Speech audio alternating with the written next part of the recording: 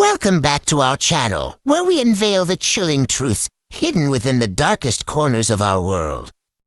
Today, we bring you the bone-chilling tale of the Great Scottish Witch Hunt. Prepare yourself for a journey into terror as we recount the sinister events that unfolded during this dark period in Scotland's history. In the village of Pittenweem, whispers of witchcraft echoed through the cobblestone streets.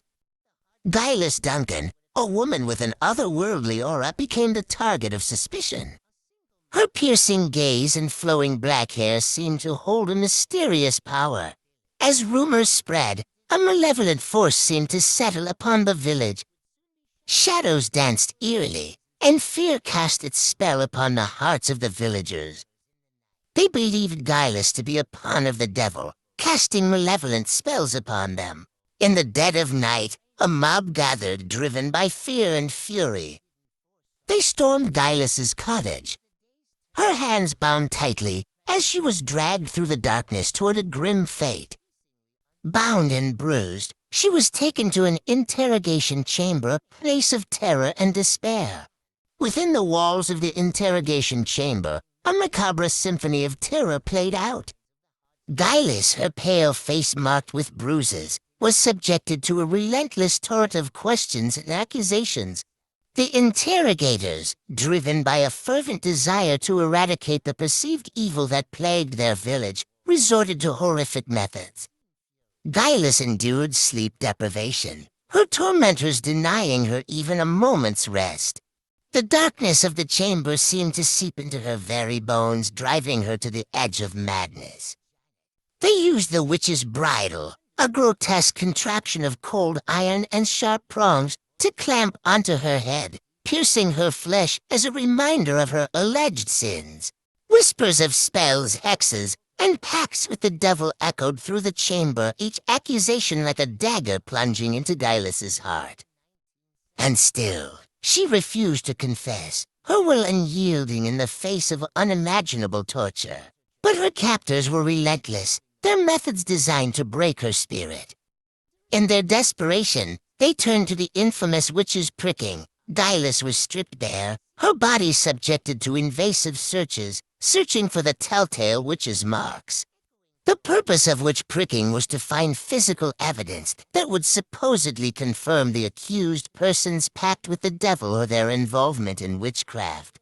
They would use sharp instruments, such as needles, pins, or bodkins, to pierce the person's skin in search of any supposed marks or blemishes believed to be left by the devil's touch. They believed that these marks were insensible to pain and did not bleed.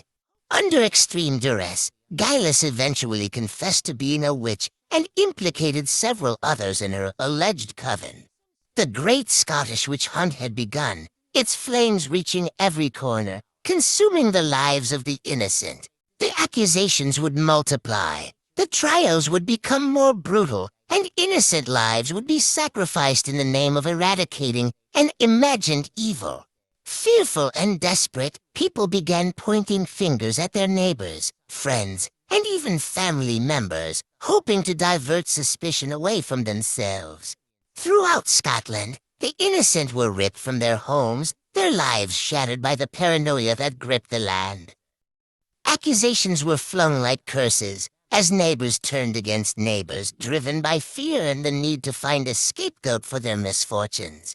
Men, women, and even children were paraded before the courts, subjected to mockery, humiliation, and the deafening cries of condemnation. Guilt was assumed, innocence an afterthought, as the gavel of judgment fell upon their lives. As the pyres were set ablaze, the accused were led to their fiery deaths, their screams and pleas lost in the crackling of the flames. The air became thick with the acrid stench of burning flesh. However, as quickly as the witch hunt had begun, it also started to lose momentum. The growing number of innocent lives lost, combined with the lack of concrete evidence, raised doubts among some influential figures. Questions began to be raised about the validity of the accusations and the fairness of the trials. By the end of 1662, the Great Scottish Witch Hunt had come to an end. The damage, however, was irreparable. An estimated 4,000 people had been accused of witchcraft, and around 2,500 had been executed. Today, the name Geillis Duncan stands as a haunting reminder of how fear and suspicion can tear a community apart.